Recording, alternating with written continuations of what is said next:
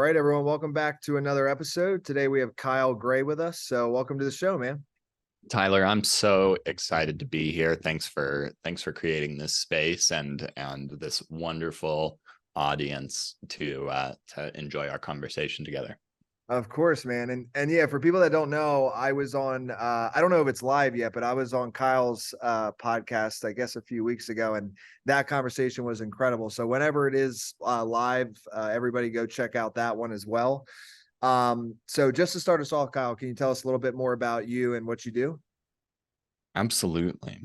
So I am a storyteller by trade, and I've been working on this craft through the practice of writing and telling the stories of startups, of entrepreneurs, of authors, of founders, of coaches, of leaders, of people who are making really big changes in this world and have a hard time communicating effectively all of the amazing things that are happening in their brain that they've worked so hard to cultivate in a way that actually lands in the hearts of those that are listening to them. And it's been a really long road to get here, and I never would have expected that this is where I would end up. If you would ask me 5, 10 or more years ago, I would have not been able to tell you this. 5 years ago, probably. But it's been an incredible ride of creativity, and I think this particular podcast and this space is a great place to explore that journey.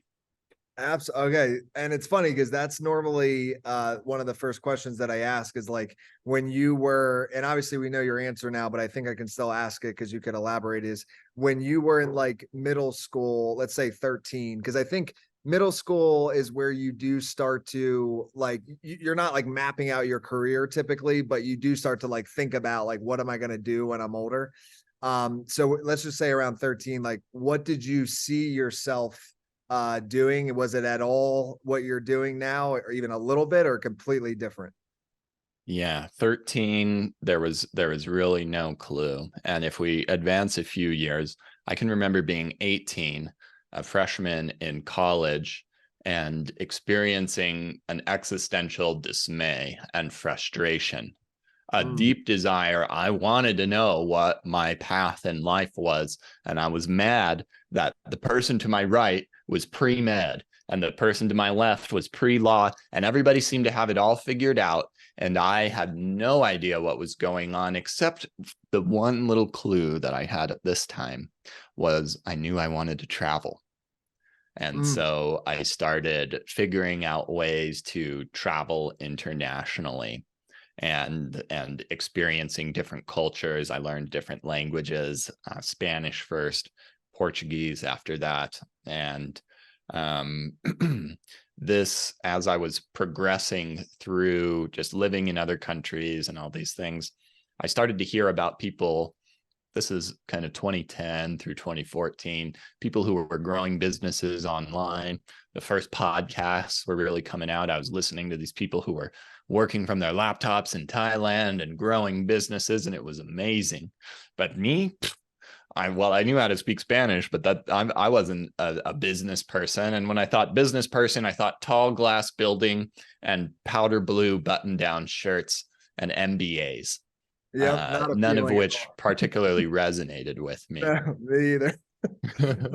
Dude, so you know what? I think a lot of people do go through that around that age too, like the first year, second year of college, because there's so much pressure to figure it out. Even high school, probably a little bit too. Because when you're like picking colleges, there is some sort of like wanting to know, like picking the college based on what you want to do, you know. But what's so interesting to me is I don't think school, especially before college, like they don't really help you discover what you want to do. Like they just have a curriculum that they just kind of push down your throat. So I don't know. I feel like the main thing, and I don't know why I'm going on this rant right now, I just wanted to share this. I think the main purpose of school should just be for you to discover what you enjoy doing that could also be a career. And if that could be figured out, your whole life is so much different. Not calculus and all that. It's just like, no, man, you got to find out who you are. And I don't feel like they touch into that even a little bit. It's like zero. Not So in the slightest. And there is a a different problem that I feel like I'm the only one that really sees this particular problem, Yeah. but it's how to teach. And there's a residue that a lot of the people I work with, we like to teach just like we learned in high school and in college, which is we teach how to solve the problem. We get into the details and all of the things. And then we try and do this when we're speaking on podcasts or on stages and all the things we teach just like we learned in school.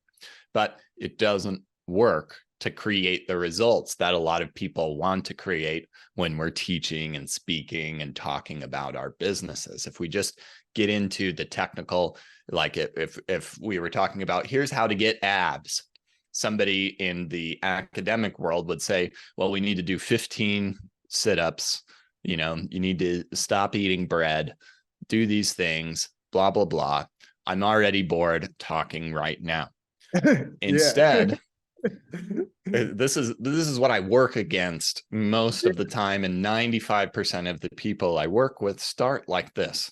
But instead of talking about here's how you get abs, we shift their perspective on how to look at the problem. And this could be as simple as, well, instead of just thinking about how to do hard work or what you're going to eat, you've been thinking about this problem wrong, and you want to understand your digestion a little better. And it might not be so much about how you eat or what you eat, but maybe when you eat. And if you just use intermittent fasting and skip one meal or time you're eating differently, you don't have to change how you eat. You don't have to change your diet. You don't have to do the sit-ups, and you can get the abs. Now, that might not actually be true. This is an example, so don't hold me to that. But hopefully it illustrates the point of opening up possibilities, of inspiring the imagination instead of just distributing information. Yeah, I love that. And actually, I mean, I'm sure I've thought of this a little bit before, but I've never thought of it, I guess, at this magnitude. Is like there, if you haven't, maybe you've already written a piece on this, but like just the idea of like how to teach, it's actually super important. Like it is basically the foundation. It's not just like what you learn or like what the topic is. It's also how is it distributed and what works the best way. And I know there's like three different types of learners, right? It's like audio, visual, and kinesthetic. And I think most people, and people will see how little I know about this, but I think kinesthetic is that basically experiencing the thing, or like That's I think learning by doing. Yeah. right. And that's most people, I think, right? So it's interesting if you think about it in school, how much is it learning by doing? It's really not, it's all no real life application. It's all just like read textbook, regurgitate textbook, and and test it. So none of it is really kinesthetic. It's so crazy. Well, that is what we're learning to do. Yeah, And sometimes I miss college, and I don't miss, well, I do miss the Red Solo Cup parties that I those had. are fun. I But agree. but especially as an entrepreneur, what I miss is once or twice a year, I would pick out my schedule, and then everybody else would tell me like what I needed to do, what success looked like, when I was done. All of the decisions were made for me. And that's actually delightful now that I've had to make so many decisions and sit in the uncertainty of leadership and expansion all of the time. I wish somebody would be able to say, here's the plan for the next 6 months. Here's exactly what you need to do to be successful. Here's what you're going to be graded on. That's nice. But it's not what is necessary in any kind of adulthood, or particularly entrepreneurship and creative It, pursuits. I agree. You know what, I won't go down this whole tangent, but I just realized when you said that, it's funny because, and I don't, maybe it's the type of girls that I date, I don't know, but I was talking to my girlfriend the other night and I was like, hey, what do you, I forget the exact question. I think it was like for dinner, like, where do you want to go for dinner? And she basically flat out said to me, she's like, I don't like to make decisions. Like, I'm not good at making decisions. I just want you to decide everything for me. And I thought about it and I'm like, that is, and again, I'm sure obviously it's whatever type of girls I'm attracting, they seem to be like this. And I thought, what a great life in a sense. Like, part of it I thought was great. The other part I didn't, because I do like to have control, but at the Yeah. same time to know that when you wake up, that I'm going to literally map out the entire day and you're just kind of waiting for me to say what's next. That's kind of peaceful in some sense. It's kind of cool. Totally. So I was like, wow. Totally. I don't know. And it was something as small as where do we go for dinner? So it was just funny. But okay, so what I want to ask you here before we go all over the place, which we've already done, is so you decided you wanted to travel. Now, before I go into how you got to where you are now, because I'm curious of like the building blocks of what was your first career and like how this all came to be to how you got to where you are now. But when you figured that out that you wanted to travel, like what was your first move? Like what was next after that? The first move was a study abroad program in Chile. I spent about a month in Chile learning how to speak Spanish, learning how to dance reggaeton, and all of those good things. I was 19, just turned 20 when I was over in Chile, and it was such a good time, such a defining thing. And I can remember hearing one of my teachers told me, in Argentina they have delicious meat and incredibly beautiful women, and I was like, dang, I got to find a way to Argentina. And so then that was the next thing and the next goal. And sure enough, when I was in Argentina, hanging out with a buddy of mine, he was like, man, in Brazil, they have delicious meats and beautiful women. And I was like, what? This guy's telling me this? I got to go to Brazil. And I started figuring out everything I could to get to Brazil. And there's a really interesting conversation that happened. I went back to my university and I heard about an internship for an airline in Brazil. And I wanted to do it. I set my mind on it. And I remember walking into the advisor or the program coordinator's office. And I said, hey, I'd like to go to Brazil. And she said, that's great. Do you speak Portuguese? And I said, no, but I will by the time I get there. And there's a certain like attitude and magic in that moment that I reflect on. And this is kind of the opposite dynamic. This is the power of making such an incredible choice and knowing that it was going to work. It was hard. It's not easy to learn another language, and there was all kinds of challenges that were laid in my path. But I did go to Brazil, and I spoke better Portuguese than most people who had participated in that internship before. I had an advantage of knowing how to speak Spanish, and they're very similar, so it was easier to pick up relatively as far as languages go. But that kind of was one of the first glimmering moments, and like decisions like that. There's been just a shining few that I can think of and remember that have sent my life in the most beautiful directions. Dude, that's awesome. And I want to ask, just as a side note, do you have any tips for learning languages? Because I've been down here in Colombia now almost a year, and and my girlfriend is like mostly Spanish, and everybody I'm around is Spanish, and I still can't pick it up. Like I'm just not, I can do Spanglish, I guess you call it. Like I can understand now and kind of put pieces together so they can comprehend me. But as far as like fluent or anything, it's very far in the distance. So I'm just curious. You're in Medellin, right? Yes. Yep. You got to get out of Poblado and you got to start hanging out with Yeah. the Yeah. locals. It's all about being immersed and making 1,000 embarrassing mistakes. You're like, you think you say, can we go to the lake this weekend? And you insult their mother because Yeah. some vowel is changed. And it just Yeah. takes it's an entrepreneurial endeavor, or at least this is how I've reversed engineered it. Is like you're in an environment you don't understand and you're slowly collecting data and being observant. So you have the core skill set, and as long as you're patient, and if your girlfriend speaks Spanish, then have a time or a night where that is the only thing, only Spanish. We have to speak Spanish. I'm sure you probably primarily speak in English. And once you're in a couple, I've noticed this in my own experience and in other kind of multinational couples that whatever language you start the relationship in, you tend to continue the relationship in, but really making an effort to say, we're only speaking Spanish tonight. And even if there's something that you're trying to wrestle with and you want to say it in English and it would be so much easier, just stand in that intensity. That is what we got to do. One of my assistants actually said that. She's like, some days we should just only like we should force you to only speak to us in Spanish. And I got to take them up. So yeah, I guess I got to do it. Yeah, if you immerse yourself in it, it'll end up working itself out over time because you literally are being forced to figure it out. So no, I love that. And the good thing is her family only speaks Spanish. So when I'm with them, it's the only chance I have of ever actually having a conversation with her mother. Because as of now, every time I see her, it's hola. And then she says hola. And we both just stare at each other and nothing can happen after. So hopefully that'll improve that relationship. But so, okay. So then you travel all these South American places.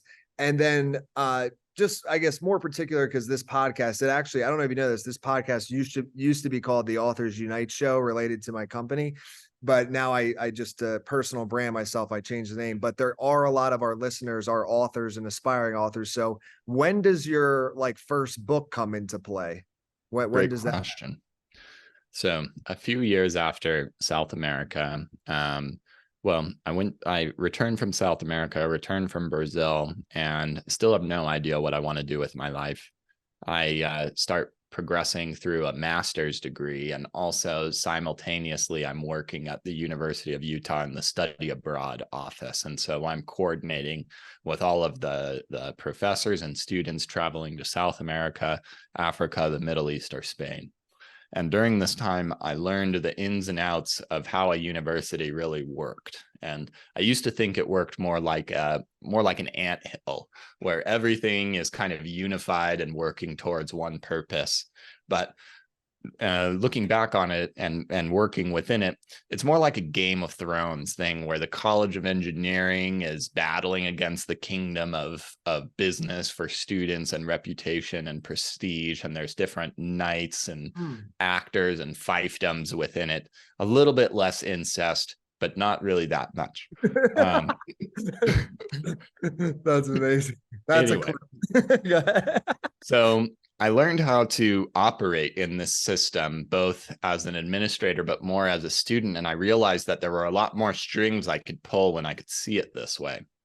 And it helped me create a network and build the foundations and the skill set that right when I graduated, I started working for a startup called WP Curve. My boss lived in Australia, and I ended up moving to Thailand, which was a similar time zone. Immediately when my boss hired me, he self-published his first book called The 7-Day Startup, which was an outstanding success. And I got to witness what happened to him right in there and read his articles about how he was doing and start to learn from him. And, for that first year, I was like, well, I can't really write a book because I need to be more interesting. I've only worked for a year in a startup. I don't really have that much cool things to say or that many experiences. I need to be a cooler person before I can write a book, is how I was thinking. And somewhere along the lines, I created a course about what I had learned in the university about this. And I also got hired after finishing with this startup to work for a company for a short time, consulting with them, called Self-Publishing School, and learned from Chandler Bolt, started reading all of his books, understanding a lot of his work. I'm sure if he's not been on this podcast, you guys probably know each other. And I started to see how to write the book and dispel this myth of like, I needed to be something more before I could actually do this. And so I was like, okay, I'm going to write this book. And speaking of another book, I also read The Miracle Morning. And that was a pretty cool book, Hal Elrod. And what an author he is. He has the authorship strategy down. but we'll talk about that later if necessary. But I just started writing 500 words a day, first thing in the morning, plugging away at my book. And it started to be called The College Entrepreneur: How to Graduate with More Than Just a Degree. And Oh, I love after, that actually. I yeah, like that subtitle. How to graduate with more than just a degree. That's cool. Okay. All right. and after 500 words a day, just weekdays, that's 2,500 words a week. That's 10,000 words a month. And it took me about 3 months to get a 40,000 ish word book out, Mhm. and published the book. And it was I self-published it on Amazon, learned the techniques and all of these things, and got Amazon bestseller. And that was a true milestone for me, and I became an author. But I didn't become an author through whatever I was doing. I became an author through the process of showing up and starting to write that book and wrestling with my thoughts every single morning until it was done. My thoughts weren't good before the book was written. It was the process of writing the book and wrestling with them that made the thoughts good, that made me author worthy. And I think that's a really important distinction that very few people understand. The problem was I didn't really have any business or back end and didn't really want to sell to college students. I was a storyteller and a content marketer and a copywriter at the time. And so the book didn't really have long-term legs or a long-term strategy other than just selling more copies, even though it was very well received and even became curriculum at a couple of different universities, That's which was a amazing. big honor. Yeah. The second book was called The Story Engine, which is the foundation for all of my brand and was an absolutely life-changing success. I wasn't like the biggest author ever, but it was enough that I was paying my rent for almost a whole year plus, just with book sales. And it became the foundation for my email list, my podcast, my website, and everything that I do in my business now. That's incredible. Sorry, I was just letting that because that is so. I mean, I think there's so many common things about that happen, especially in the beginning when you said, like, a lot of people, I think they don't believe they're worthy enough to be an author. Like they don't think that they have, like, they're expert enough or that they've experienced enough in life. And at the end of the day, I think anybody can really be an author as long as you just decide to put in that effort. And I think another beautiful thing you said there is so many people, I think what stops them is they try to organize the book in their head before they start writing. And it don't work that way. Like that ain't how it works. It's a messy process. Like it is like from my experience, it is you just dump everything out of your head and then it gets organized kind of down the road and then you chip away the stuff that isn't supposed to be there. But you cannot organize a beast like a book in your head before you start writing. It's just never going to happen. And then so Story Engine, so you have two books total, and Story Engine was kind of the bigger success and more long-term planned out. And then book royalties paid for rent a year. So that is not common. Like that's incredible. I do, before we get into Story Engine, and I want to talk like deeper about your work because I find that to be one of the most interesting things. And I guess we only met a little bit ago, but I just find what you do so interesting and so unique. So I want to make sure we have time for that. Yeah, But can you touch on, you had said about how Elrod's like authorship, or maybe it was a marketing strategy and stuff and what you did. a little bit Can of you both. talk a little bit about the marketing stuff for books?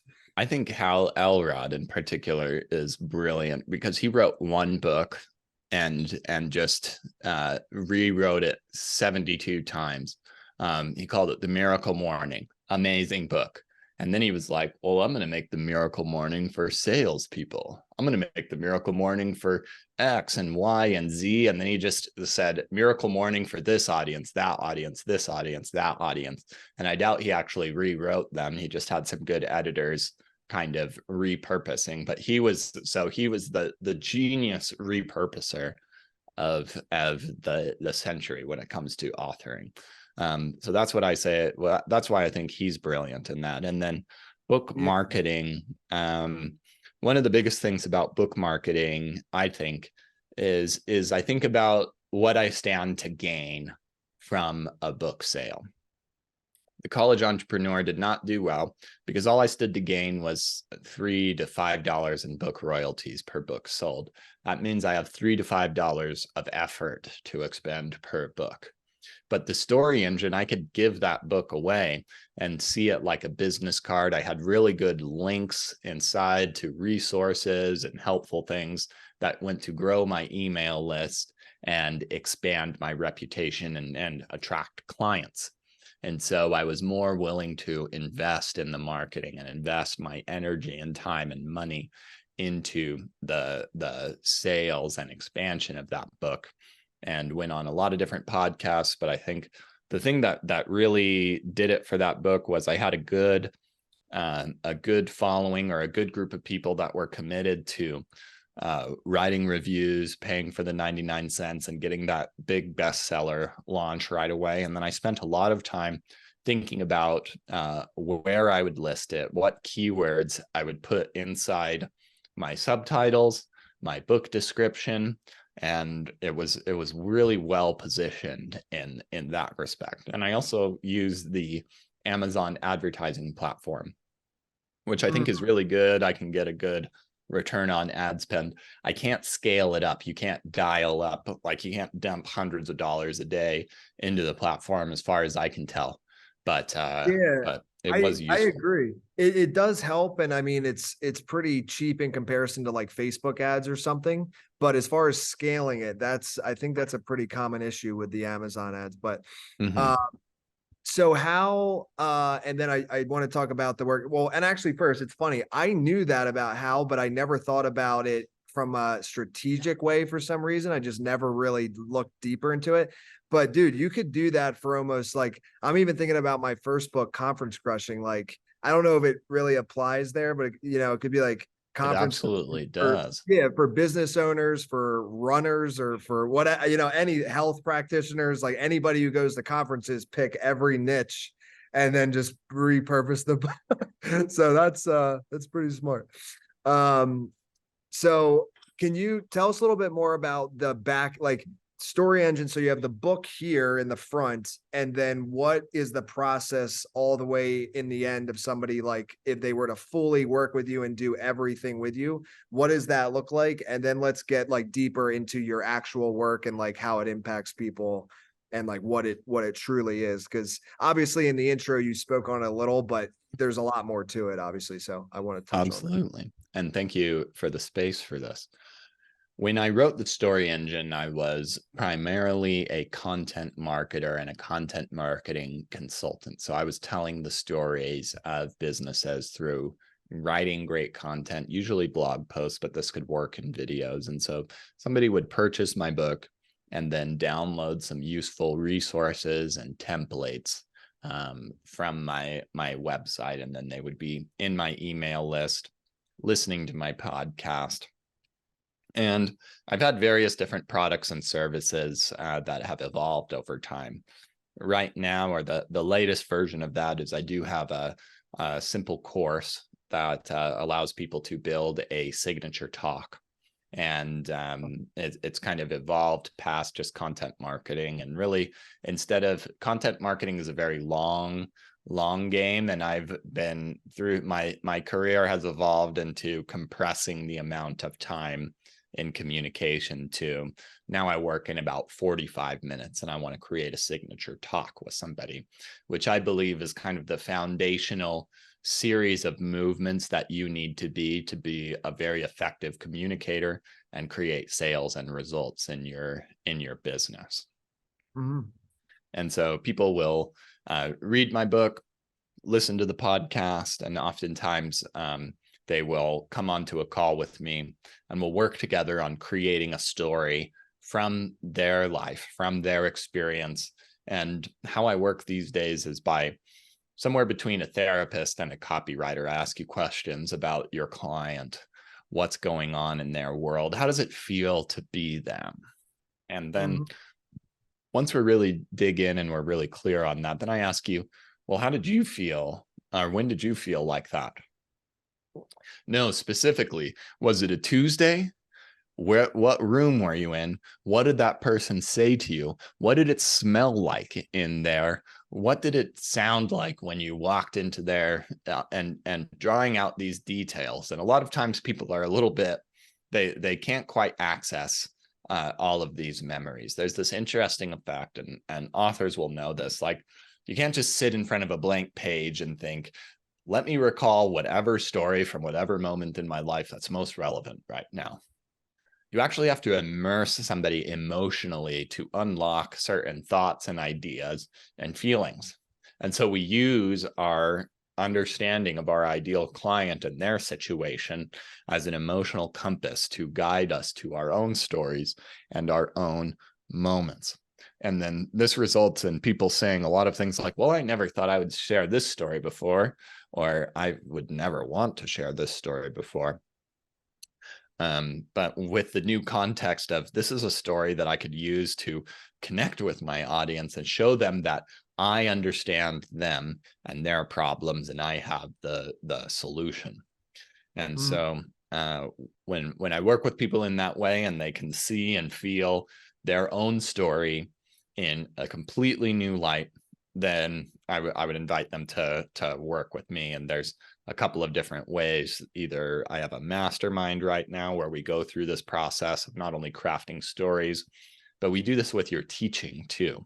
And we've already talked extensively about what I think about teaching and how I work in that. And then how do we, one of the more important things is guiding people through the process of making a good offer. And a lot of times we misunderstand, or we expect that a signature talk or a 45 minutes of speaking needs to do the entire job of making a sale go from, I don't know this person, to I'm ready to buy the thing. But if we can really start to break it down into more segments, like our origin story, it doesn't need to do the whole sale. It just needs to get somebody willing to listen to us for the rest of what we have to talk. This person understands I'm ready to listen, instead of like pretending to be listening while actually checking my emails on my phone. When we teach, we're not trying to say, I need to buy this thing. We just want them to feel like, could this work for me? And that's opening their minds up for possibilities, overcoming the limiting beliefs that sit between them and the solution to their problem.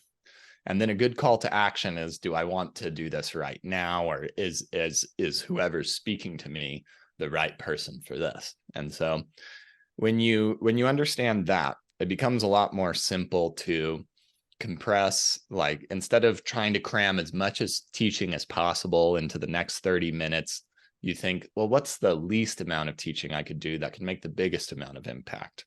And in my offer, how do I frame this as the ideal next step? Not the whole journey, but the ideal next step. And it's just by applying a bit of friction here and there, applying frameworks and systems, which I have used and adapted throughout my career. I've always been a big fan of templates, frameworks, and systems to make complicated ideas more easy and accessible. And that's still primarily how I work. And once we start to understand those pieces, the real beauty is that it's not just about having one simple story or one perfect script or a few teaching points that you know are going to work every time. And in fact, there's no story that's going to work every time. There's no teaching point that's going to serve everything.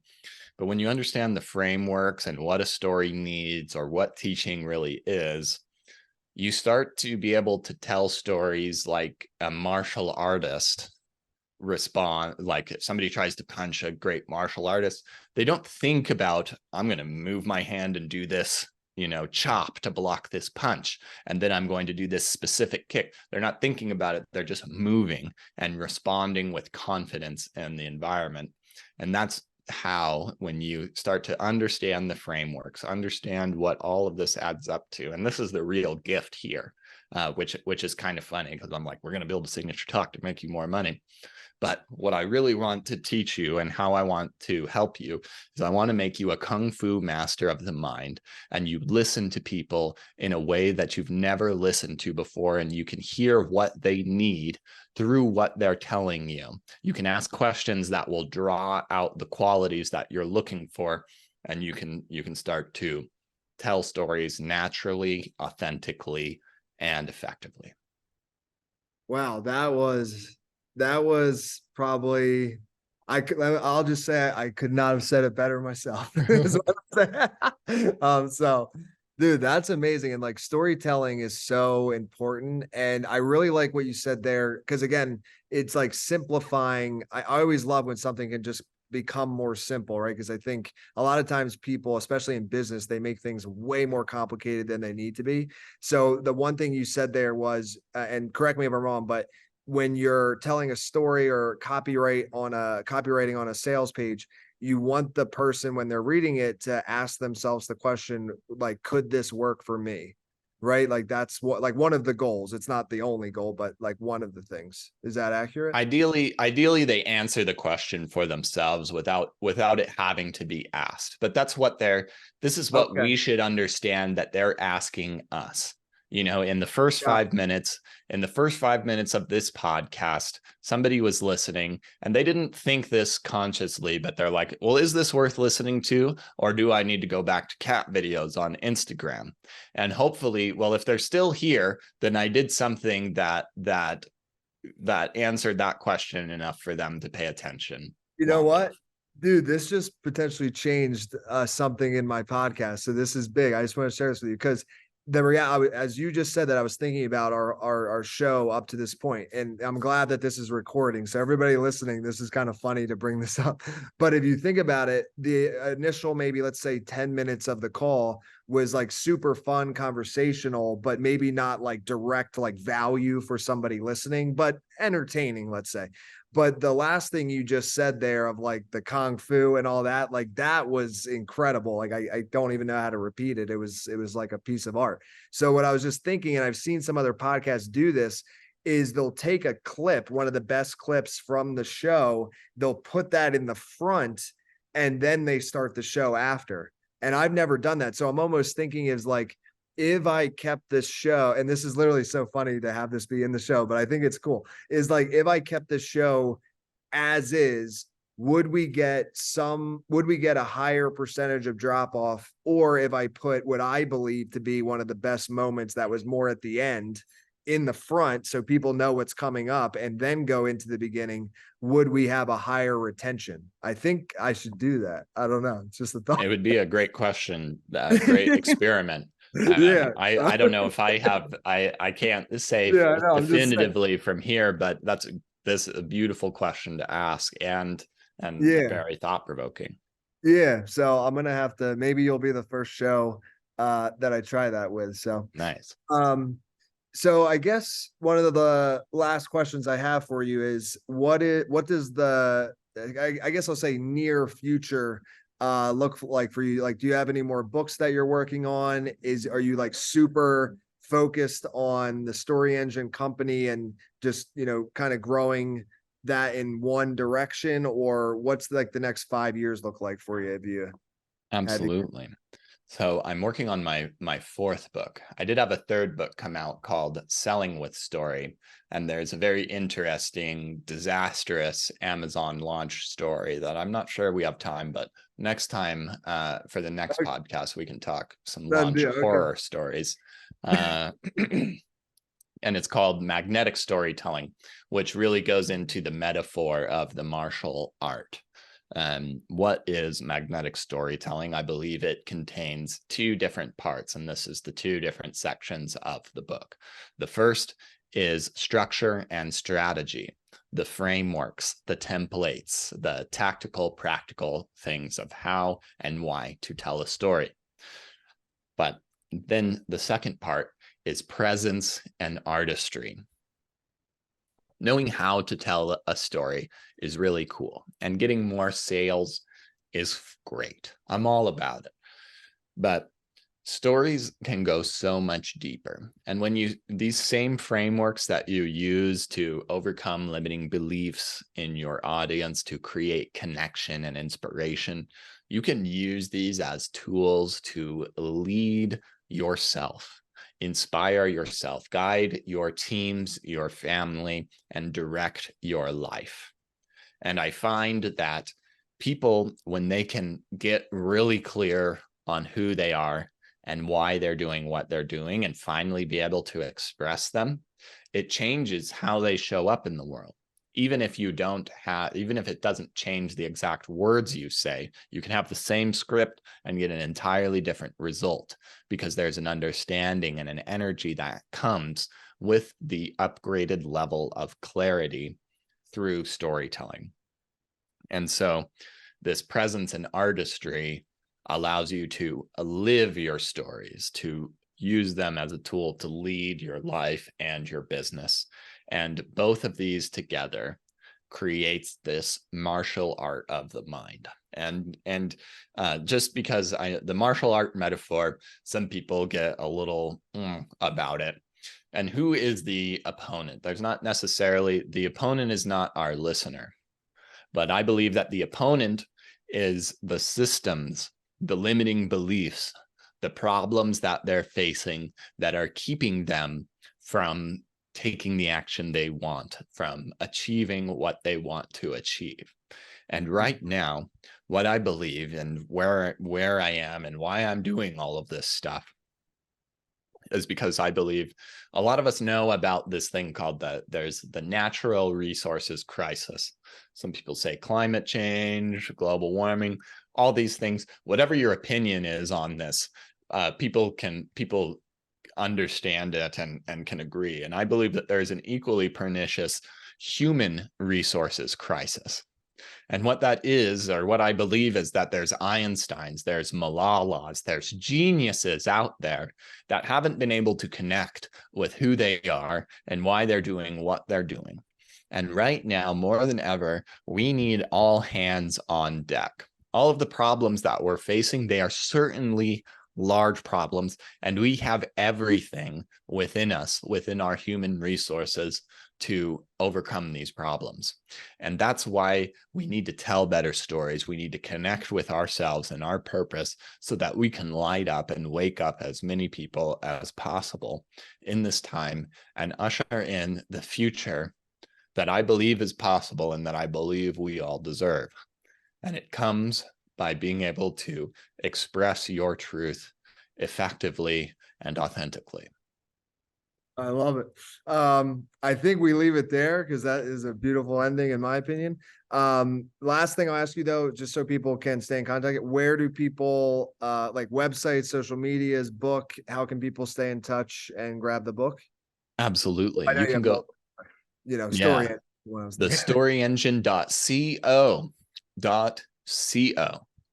is the place where you can find all of my books. You can find my podcast and many, many blog articles and infographics on storytelling. If you'd like to connect with me on social media, I'm most active. Instagram is kind of where I give a few tips and share some goofy ins and outs of my life. And on LinkedIn, I also share a lot of great content, and that's a little more professional world. You can find me at Hey Kyle Gray, like Hey Kyle Gray on Instagram, or I'm just Kyle Gray on LinkedIn. It's an unfortunately common name, and there's another Kyle Gray out there called the Angel Whisperer. I'm not him, although I feel kind of I'm becoming a little bit more like him, unfortunately, for both of us as I'm progressing in this life and becoming a little bit more spiritual in my own way. I love it. Thank you again, man, for coming on. What an honor. Thank you so much for, again, creating this incredible platform, holding this space. And thank you, everybody who has given us the trust to listen throughout this whole conversation.